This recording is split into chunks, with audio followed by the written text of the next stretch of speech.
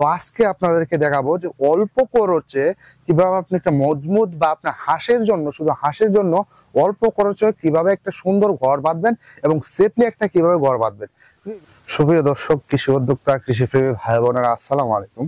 দেশ ও দেশের বাইরে থেকে যারা দেখছেন সবাইকে ওয়েলকাম করছি আল হুদা হাঁসের খামার নিবেদিত আজকের কৃষি ডকুমেন্টারি ভিডিওতে। আশা করি সবাই সুস্থ আছেন, ভালো আছেন।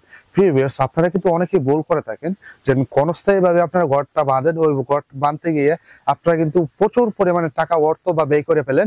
সেক্ষেত্রে হয় কি, আপনি যে হাঁসের লাভটা পান সেই বছর শেষে দেখে যায় সেই লাভের থেকে আপনার ঘরের খরচ অনেক বেশি হয়ে যায়, যার কারণে আপনার ঘরের খরচটা হওয়ার কারণে কিন্তু আপনি সে অত বেশি লাভবান হতে পারেন না। তো আজ আমার যে সিটে বর্তমানে অবস্থান করছে এই সিটে আমি 2000 হাঁস থাকি।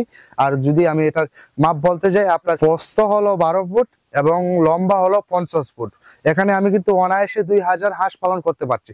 তো প্রিয় ভিউয়ার্স, আপনারা অনেকে কি করেন যে হাঁসের ঘরে কিন্তু অসংখ্য ভাতি যেগুলো আছে, লাইট বাল্ব যেটা বলেন, ওইগুলা দিয়ে ফেলেন। সেটা ভুল করবেন না। দেখেন আমার পিছনে আমি কিন্তু সামান্য মাত্র 50 ফিটে ঘরের ভিতরে কিন্তু মাত্র 3টা লাইট দিছি। তাও 3টা লাইট কিন্তু আমি জ্বালাই না, শুধু একটা লাইট জ্বালাই। 2000 হাঁসের জন্য আমি একটা লাইট জ্বালাইতেছি, কারণ হাঁস এমনি গরম প্রাণী। আপনি হাঁসকে যদি আবার তাপের জন্য আবার গরম দেন, সেক্ষেত্রে হাঁস কিন্তু সমস্যা হবে। সেজন্য সেই ভুলটা করবেন না। আপনি একটা দিয়ে চাইলে দিতেও পারেন অথবা নাও দিতে পারেন। আর বিশেষ করে আপনারা অনেক সময় করেন কি, যে খাবার দেন, খাবার দেওয়ার সময় কিন্তু আপনি খাবারের জিনিসগুলো মেনটেন করতে পারেন না। দেখতে পাচ্ছেন আমি কিন্তু সুন্দর ভাবে কিন্তু আমি কিছু বল দিয়ে রাখছি পানি এবং খাবারের জন্য। সেই ভুলগুলা কিন্তু আপনার সুন্দরভাবে যদি আপনি দেন, তাহলে আপনার ঘরে কোনো ক্ষতি হবে না। বা ডিমটা যেটা আছে, ডিমটা কিন্তু ময়লা হবে না। ডিমটা যখন পারবে সেই ময়লাটা হবে না। তো চলুন আজকে মূল আলোচনায় যাই যে ঘরটা কিভাবে করবেন। তো প্রিভিয়াস আমার উপরে যদি আপনাকে বলি, প্লাস্টিকের যে জালটা আছে না, ওইটা দেওয়া হয়েছে আপনার উপরে।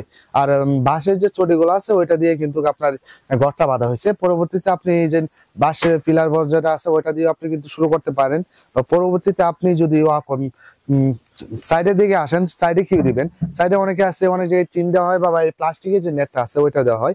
ওইটা দিয়ে আপনি কি করতে পারেন, পরবর্তী যদি আপনার এখানে দেখেন আক্রমণকারী কোনো প্রাণী আপনার এখানে বেশি যদি সেই কাজটা হয়, সেক্ষেত্রে আমার মতো আপনি কি করবেন, এখানে যে লোহার যে জালটা আছে না, লোহার জালটা দিবেন। আপনি যদি লোহার জালটা দেন, তাহলে যদি আপনার কোনো কুকুর, বিড়াল, শিয়াল যদি আপনাকে এটাকে আক্রমণ করে, তাহলে কিন্তু এখানে ভিতরে আসতে পারবে না। প্লাস্টিকের এটা দিয়ে বেসিক্যালি কি হয়, যেটা কিন্তু আপনি যদি কোনো পোষা প্রাণী বা পশু প্রাণী যদি এটাকে আক্রমণ করে, কিন্তু ভেঙে যাওয়ার সম্ভাবনা আছে। কিন্তু আপনি লোহারটা যদি দেন, তাহলে কি হবে, যে এটা আক্রমণ করলে পরবর্তীতে কিন্তু আপনার যে প্রাণী আক্রমণ করে, শিয়াল, কুকুর যেটা আক্রমণ করে, সে কিন্তু পেটে সরাসরি চলে যাবে। সেজন্যই আপনি এটা দেওয়ার চেষ্টা করবেন। এবং আমার মতন আপনি বাঁশ দিয়ে, অল্প কিছু বাঁশ দিয়ে কিন্তু আপনি উপরে এই বাঁশের ছড়ি দিয়ে কিন্তু আপনারা টিন দিবেন না। টিন না দিয়ে, টিন দিলে তো খরচ বেশি হলো, তাহলে যেই কথা সেই কাজ। তাহলে আপনি টিন না দিয়ে কি করবেন, যে তিরপাল যেগুলো আছে, তিরপাল হয়তো আপনি উপরে কি দিবেন, তিরপাল, যাতে বৃষ্টির পানি, যদি বৃষ্টি হয় বৃষ্টির পানি যাতে না আসতে পারে। আর আপনি সাইডে দিয়ে যে করবেন, যখন বর্ষাকাল আসবে তখন তো বৃষ্টি আসবে, তখন আপনি লোহার বিড়াটা দিলেন। পরবর্তীতে আপনি যেখানে বৃষ্টি চলার সম্ভাবনা আছে, সেজন্য কি করবেন সেটা আমি বলে দিচ্ছি আপনাকে। ওই জায়গায় এরকম একটা সিস্টেম করবেন যে উপর থেকে নিচ পর্যন্ত আপনি একটা তিরপাল দিবেন। যে তিরপালটা দেওয়ার পরে পরবর্তীতে যাতে বৃষ্টিটা না আসে, বৃষ্টিকালীন যখন সময় হলো, বৃষ্টি আসলো, আপনি ওই তিরপালটা নামিয়ে দিলেন। আর যখন বৃষ্টি চলে গেল, আবার তিরপালটা উপরে তুলে দিলেন। এই কাজটা করবেন এরকম ভাবে।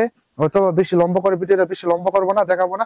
আর সম্পূর্ণ আমি দেখতে পাচ্ছেন 2000 সিটের জন্য কিন্তু আমি সামান্য অল্প খরচে কিন্তু একটা বিশাল ঘর বেঁধেছি। সেরকম যদি এরকম আপনারা অল্প খরচে ঘর বাঁধতে চান, তাহলে কিন্তু আমাদের ফোন নাম্বারে যোগাযোগ করবেন। ইনশাআল্লাহ আপনাকে পরামর্শ সহ সম্পূর্ণ দিয়ে দিবে। ভিডিওটা অত বড় করা যায় না, বা ভিডিওতে এত কিছু বোঝানো যায় না। যদি ফোন দেন, তাহলে ইনশাআল্লাহ আপনি সম্পূর্ণ ভালোভাবে আমি একটা বুঝিয়ে দিব আপনাকে কিভাবে অল্প খরচে আপনি ঘরটা বাঁধবেন। তো প্রিয় ভিউয়ার্স, আজকে এই পর্যন্ত। দেখা হবে অন্য কোনো ভিডিওতে, অন্য কোনো পর্বে। তো তখন ভালো থাকুন, সুস্থ থাকুন। আসসালামু আলাইকুম।